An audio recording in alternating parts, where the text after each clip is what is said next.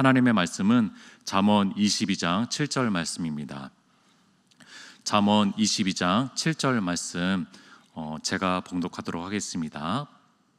부자는 가난한 자를 주관하고 빚진 자는 채주의 종이 되느니라. 아멘. 우리가 가지고 있는 성경은 모두 번역본 성경입니다. 원래 구약 성경은 히브리어와 또 일부는 아람어로 언어는 기록이 되어 있고요. 신약은 잘 아는 것처럼 헬라어로 기록이 되어 있습니다. 캐톨릭 교회가 16세기까지 라틴어 외에는 다른 언어로 번역본을 만들지 못하도록 철저하게 금지령을 내렸습니다. 그래서 사실상 성경은요, 사제들만의 전유물이었습니다.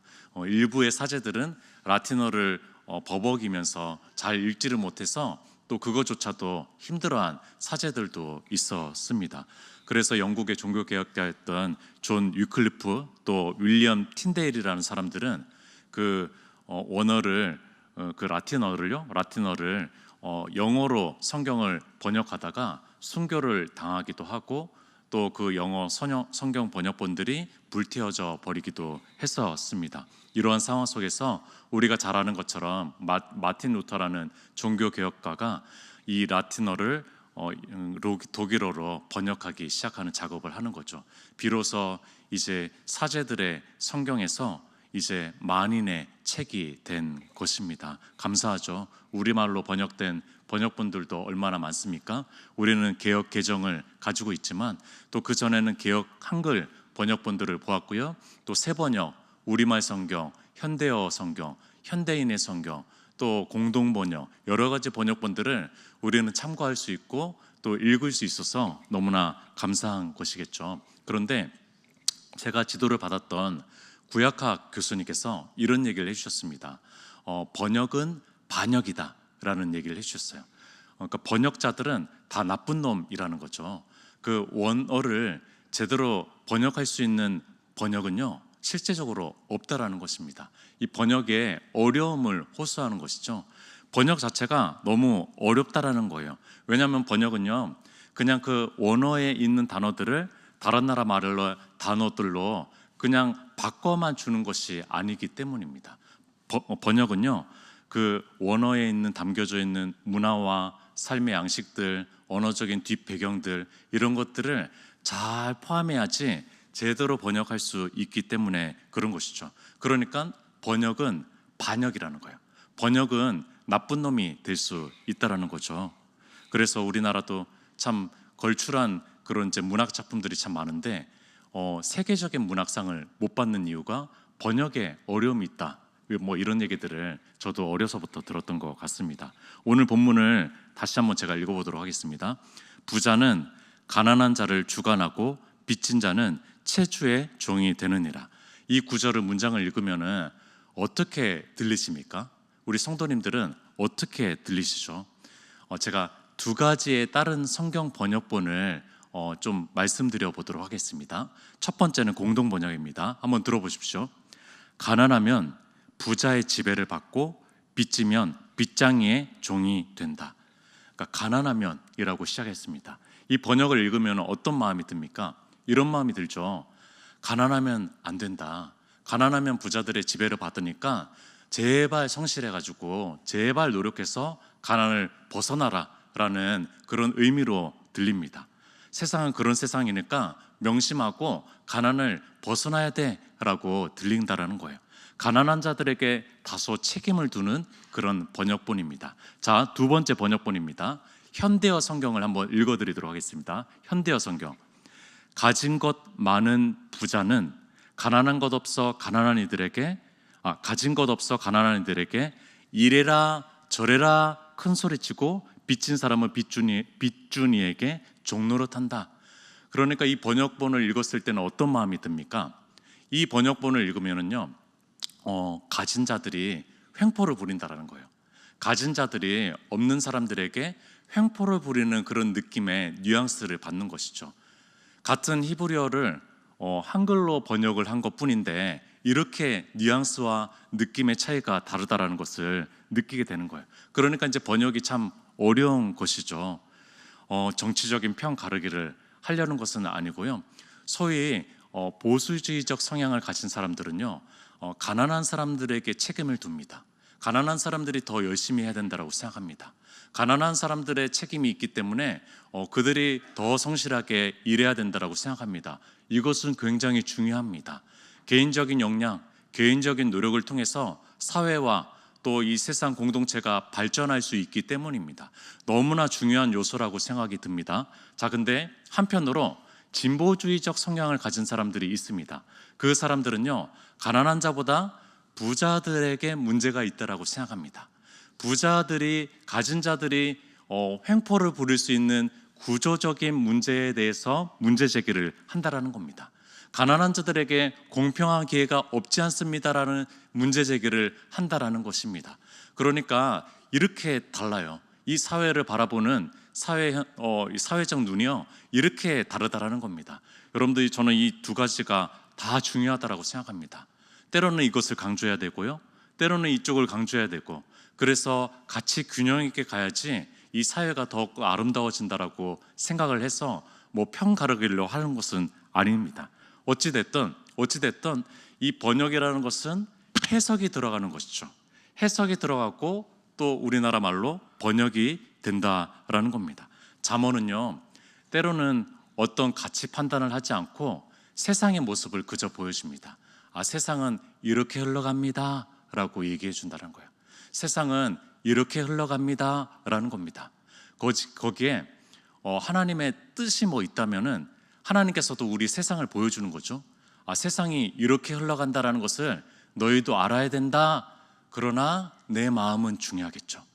이제 하나님의 마음이 중요해서 제가 하나님의 원하시는 경제관은 어떨까라는 묵상을 좀 하게 됐습니다.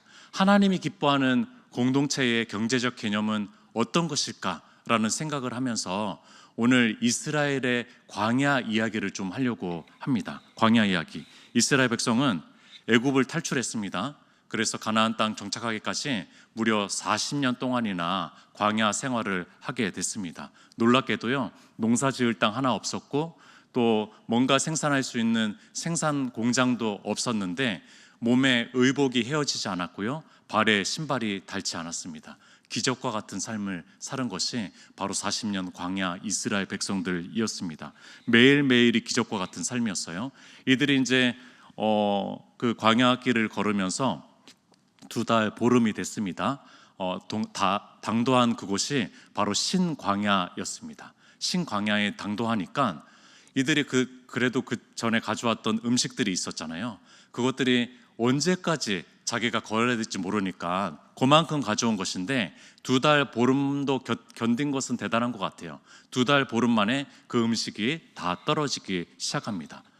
여러분들, 배가 고프면은요, 원망이 나오죠.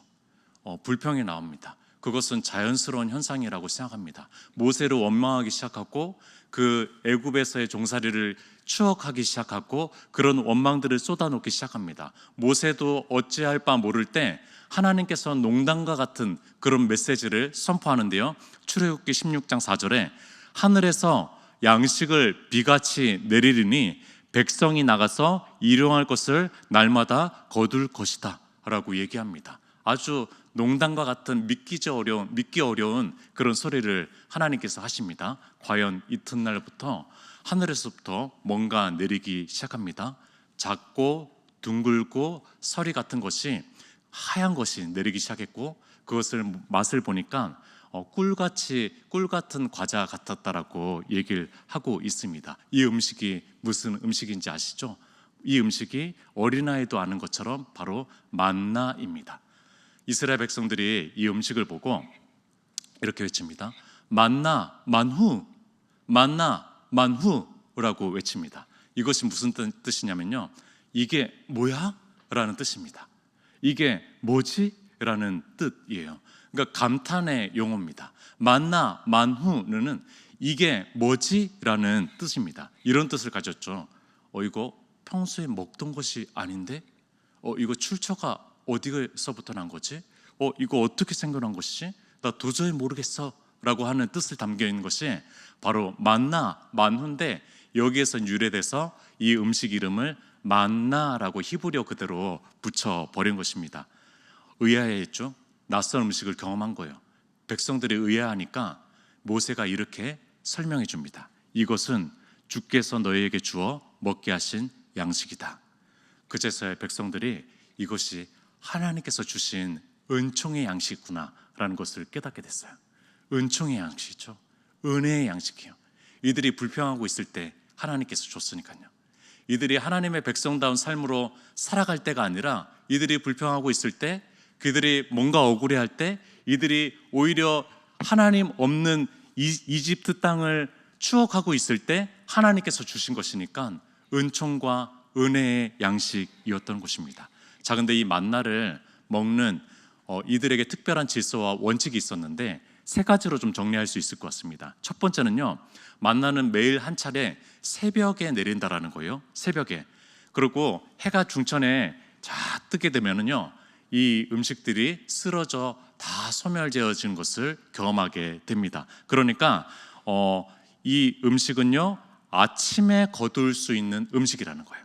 이 음식은 아침에 일찍 일어나지 않으면은, 게을러 버리면요, 늦잠을 자면은 얻을 수 없는 음식이라는 겁니다. 이것이 첫 번째 원칙이고요. 두 번째는요, 그날 거둔 것은 그날 먹어야 됩니다. 그렇지 않으면은 남겨진 잉여 음식이 사라져 버린다는 거예요. 썩어져 버린다는 거예요.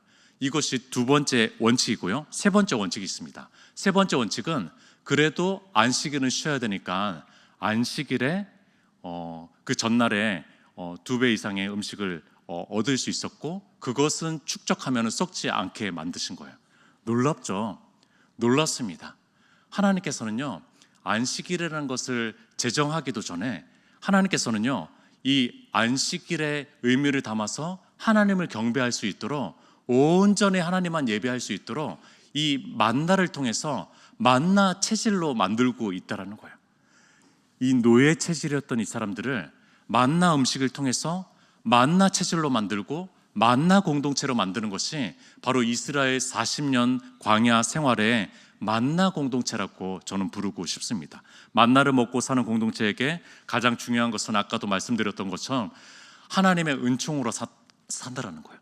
이들은 하나님의 은혜로 사는 존재들입니다. 그것을 매일매일 아주 실제적으로 경험할 수 있는 것이죠. 우리는 그것을 잊어버릴 때도 있잖아요. 그러나 이들은 잊어버릴 새가 없어요. 그 음식을 먹으려면은 그 은총을 느껴야 되기 때문에 그렇습니다. 이게 뭐지? 이게 뭐지? 라고 느껴야 되기 때문에 그렇습니다. 두 번째 중요한 사항이 있습니다. 두 번째 중요한 사항은요, 한 사람이 하루에 한 오멜을 가졌다라는 거예요. 한 오멜을 가졌다는 겁니다. 자, 출애굽기 16장 17절 18절을 제가 읽어드릴게요. 이스라엘 자손이 그같이 하였더니 그 거둔 것이 많기도 하고 적기도 하나 오멜로 되어 본즉 많이 거둔 자도 남음이 없고 적게 거둔 자도 부족함이 없어 각 사람은 먹을 만큼만 거두었다라고 얘기합니다. 이 성경 본문을 이 칼빈이라는 종교개혁자는요, 이렇게 좀 주석을 했습니다. 한번 들어보십시오. 본문에서 우리가 배워야 할 첫 번째는 검소하고 부지런해야 된다는 것이다. 하나님께서 은총으로 주시는 것을 우리는 근면함으로 거두어야 한다. 게으르거나 남을 속이지 말고 조용히 일하여 얻은 것을 먹어야 한다. 하나님의 은총이 아무리 풍성한다고 해도 일하지 않는 사람은 그것을 얻을 수 없다. 맞죠? 맞습니다. 구원은 좀 게을러도 얻을 수 있을 수도 있어요. 그러나 음식은 게으르면 얻을 수 없습니다. 하나님이 아무리 풍성하게 내려줬어도 게으르면 얻을 수 없는 것이 바로 우리 육의 양식이라는 것입니다. 주어진 책임을 다해야 됩니다. 자, 근데 놀랍게도요, 그것이 많이 거둔 사람이든 적게 거둔 사람이든 오멜로 되어 보니까 다 먹을 만큼 되었다라는 얘기를 합니다. 거두는 효율성들이 다 다르죠. 어떤 사람은 젊은 사람일 거고, 어떤 사람은 장성한 남자일 거고, 어떤 사람은 재빠른 사람일 거고, 어떤 사람은 일을 잘하는 사람일 거고, 어떤 사람은 불구자일 거고, 어떤 사람은 다친 사람일 거고, 어떤 사람은 연로한 사람일 거고, 어떤 사람은 너무 어린 존재일 것이고, 그럼에도 불구하고 많이 거두기도 하고 적게 거두기도 했지만 놀랍게도 오멜이 되어 본즉 그 이상도 이하도 아니었다라는 얘기를 해봅니다. 무슨 얘기입니까? 도대체 무슨 얘기예요? 많이 거둔 사람이 갑자기 그 음식이 반으로 뚝 줄어버린 것입니까? 아니면은 적게 얻은 사람이 갑자기 뻥튀기처럼 뻥 터져가지고 막 이렇게 커져 버린 것입니까? 여러분들, 오멜이라는 뜻이 뭔지 아십니까? 오멜이요, 한 묶음이 되다라는 뜻이거든요. 묶음이 되다라는 뜻이에요. 건조된 물건을 재는 단위 중에 하나가 바로 오멜입니다. 저는요, 성경에 나오지는 않지만 저는 그 거둔 자와 적게 거둔 자 이들이 다 모여가지고 오멜, 한 묶음을 작업을 하는 측량 작업을 했다라는 묵상을 했습니다. 이들은 공동체적인 측량 작업을 한 것이죠. 그래서 이 정도 한 오멜씩 가져가는 재분배의 측량 작업이 있었던 것입니다. 나눔의 일들이 일어난 것이죠. 만나 공동체는 나눔의 공동체였다는 것입니다. 연세대를 잘 아실 것입니다. 연세대, 우리나라에서 명문대라고 불리는 연세대를 설립한 사람이 우리가 잘 아는 호레이스 언더우드라는 선교사님입니다. 1885년에 설립된 교육기관이죠. 이 언더우드는요, 원래 인도에 선교하려고 했던 사람이었습니다. 그런데 한국당이라는 곳을 알게 됐고, 한국당에 아무런 선교사님이 가지 않는다라는 얘기를 듣고 이 사람이 자원하기 시작했고요. 이 사람이 최고의 선교사가 되기 위해서 최선의 노력들을 합니다. 신학을 철저하게 공부하고요. 또 거기에 모자라서 거기에 필요한 것이 의학이라고 생각을 해서 의학 공부를 그렇게 열심히 했습니다. 그리고 거기에 성경이 번역되는 것이 필요하겠구나라고 생각을 해서 한글을 그렇게 열심히 공부한 사람, 이 사람이 바로 언더우드라는 사람입니다. 이 사람이 그렇게 최고의 선교사가 되기 위해서 여러 가지 학문들을 공부하고 여러 가지 애를 썼는데, 이 사람이 한 것은요, 최고의 나눔의 일들을 했다라는 거예요. 이 사람은 최고의 역량을 키우는데 노력을 했지만, 이 사람이 한 것은요, 한국 땅을 위해서 그 모든 것들을 다 쏟아부어서 교육기관을 세웠고 선교의 사역들을 감당했습니다. 그 교육기관이 발전해서 연세대학교가 된 것이고, 그 기관을 통해서 세브란스 병원이 생겨난 것이고, 그 기관을 통해서 수많은 인재들이 배출이 되었고, 또 수많은 의료진들이 배출이 되어서 우리가 이렇게 또 좋은 사회가 됐잖아요. 개인적인 역량을 키우지만 그것으로 군림하거나 주관하는 데 사용하는 것이 아니라 오히려 나누는 데 사용하는 삶, 이것이 그리스도인의 삶이겠죠. 이것이 교회의 삶이겠죠. 만나 공동체를 묵상하면서 사도행전에 나오는 초대교회 공동체의 모습이 떠오릅니다. 사도행전 2장 44절 45절을 읽어드리도록 하겠습니다. 믿는 사람이 다 함께 있어 모든 물건을 서로 통용하고 또 재산과 소유를 팔아 각 사람의 필요를 따라 나눠주며. 초대교회는 만나 공동체였습니다. 초대교회는 만나 공동체였어요. 광야 속에서 만나 공동체가 있었다면은 로마 시대 속에서 아주 희한하게 살아가는 초대교회 공동체가 있었다라는 것입니다. 재산과 소유를 인정하지만 그러나 그것을 자원하는 마음으로, 자발적인 마음으로 어떤 필요를 발견했을 때 즉각적으로 그것을 나눌 수 있는 공동체, 나눌 수 있는 삶을 살았던 공동체, 그것이 초대교회였다라는 것입니다. 그들은요, 하루에 일용할 양식에 자족할 수 있었던 사람들이고, 잉여가 있다면은 이것은 다른 사람을 위한 것인가? 이것은 내 가족과 나를 위한 축적의 그런 경제적인 것이 아니라 다른 사람을 위한 것인가? 다른 사람을 위한 것이었지라고 하면서 필요를 따라서 나누고 그것을 사도들 앞에 내어놓고 공동체를 위해서, 또 그 지역을 위해서, 그 이웃을 위해서 쓰임받았던 공동체, 바로 그 공동체가 초대교회 공동체였습니다. 이런 의구심이 그럼에도 불구하고 찾아오는 것은 어쩔 수 없는데요, 이런 의구심이 찾아오는 거죠. 하나님, 그때는요 고대 사회 광야 생활 특수한 상황 아니었습니까? 하나님, 그때는요 유목민 생활, 그때 상황들 아니었습니까? 오늘날에는 정착민의 생활 하고 있잖아요. 우리는 자본주의 생활을 하고 있잖아요. 초대교회 당시에 그 로마 세계 속에서의 그런 특수적인 상황들 때문에 일어난 것 아닙니까? 우리가 어떻게 초대교회가 될 수가 있죠? 우리가 어떻게 만나 공동체가 될 수 있죠? 이런 의구심이 제 마음 가운데 찾아옵니다. 자, 근데 기독교 철학자이면서 언론가이면서 한 마이클 노박이라는 사람이 있어요. 이 사람이 이런 얘기를 했습니다. 한번 들어보십시오. 민주적 자본주의는 인간적 정이 넘치는 자본주의다. 원래는 그렇다는 거예요. 민주적 자본주의는 인간적 정이 넘치는 자본주의다. 경쟁에서 패한 소외계층의 냉소하고 냉정한 물질적 자본주의가 아니라 사회적 빈곤층에게 따뜻하게 손길을 펴는 인간적 자본주의다. 다른 말로 기독교 자본주의라 할 수 있다. 같은 하나님의 형상을 입고 태어났으니 자본주의 경쟁에서 밀려난 사회적 빈곤층을 그리스도의 따뜻한 마음으로 보듬고 세워줌으로 행복하게 살아가는 공동체를 만들어가는 그런 자본주의다. 민주적 자본주의는 바로 이 따뜻한 자본주의라는 거예요. 인간적 자본주의라는 겁니다. 기독교 자본주의는 바로 이런 자본주의라는 것입니다. 우리의 현실은 오늘 본문의 이 잠언의 22장 7절 말씀일 수 있을 것 같아요. 가진 자들이 없는 자들을 군림하려고 하고 주관하려고 하고, 또 빚진 자는 당연히 그 채주에게 어쩔 수 없이 종노릇하는 것처럼 살아가는 인생. 그러나 하나님께서는 거기에 머물르라고 얘기하시는 것은 아닌 것 같다라는 생각을 해봅니다. 우리 그리스도인들은 꿈을 꾸는 사람입니다. 꿈을 꾸는 사람.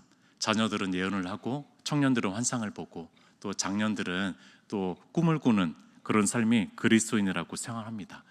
그렇다면 우리 꿈을 한번 꾸어 보았으면 좋겠습니다. 이 사회가 민주적 자본주의가 될 수 있도록, 이 사회가 따뜻한 자본주의가 될 수 있도록 우리가 꿈을 꾸어 보았으면 좋겠어요. 비전이라고 얘기하잖아요. 비전이 원래 뜻이 환상이라는 거잖아요. 우리는 환상가입니다. 환상가. 제가 장애인 사역에 대한 좀 환상을 꿨는데, 제가 베데스다부 와서 10년이나 사역하게 된 거거든요. 그때는 그런 사역을 할 줄 몰랐어요. 근데 그 꿈을, 환상을 꾸니까 그런 사역을 하게 되고, 그 사역 가운데 또 나름대로의 사역을 펼칠 수 있었습니다. 우리 한번 꿈을 꿔봅시다. 이 사회를 향해서도 꿈을 꿔봐야 될 것 같아요. 그리고 우리 담임 목사님께서 늘 꾸는 꿈, 그 꿈이 우리의 모두의 꿈이 되었으면 좋겠습니다. 재정의 50%를 흘러보낼 수 있다면 이 사회, 이 이웃에, 이 지역사회에 얼마나 더 선한 영향을 미칠 수 있을까? 우리 그 꿈을 꾸어 보았으면 좋겠습니다. 우리는 꿈을 꾸는 사람들이에요. 우리는 환상가들입니다. 그러기 위해서 우리가 할 수 있는 첫 번째가 있는데, 기도라는 것입니다. 이 시간 우리 함께 기도했으면 좋겠습니다. 마치 꿈 같지만 우리 따뜻한 자본주의 사회가 되도록 우리 사회를 향해서도 꿈꾸며 기도했으면 좋겠고요.